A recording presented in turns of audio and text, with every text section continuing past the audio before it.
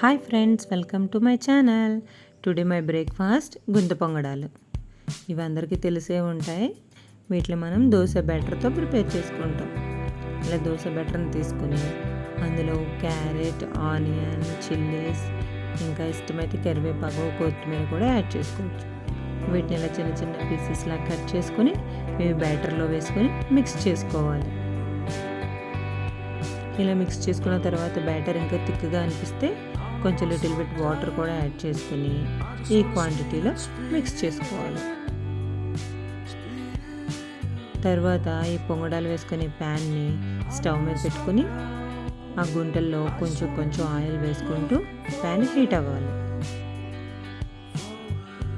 తర్వాత ముందుగా మిక్స్ చేసుకున్న బ్యాటర్ని ఆ హోల్స్లో ఇలా కొంచెం కొంచెంగా వేసుకోవాలి.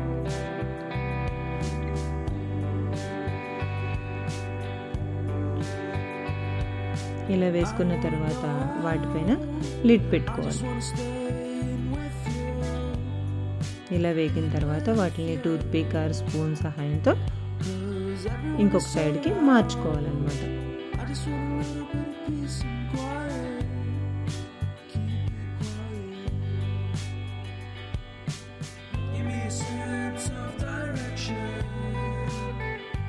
ఇలా అన్నిటినీ వేరొక సైడ్కి మార్చుకోవాలి.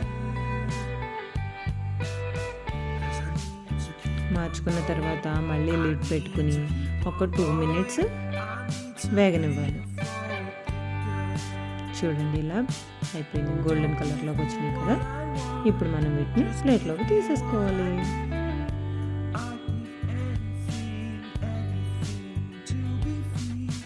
చూసారా, ఎంతో టేస్టీ అండ్ హెల్దీ గుంత పొంగడాలు రెడీ. వీటిని ఈవినింగ్ టైంలో స్నాక్స్గా కూడా వేసుకోవచ్చు. బాగుంటే మీరు ట్రై చేయండి.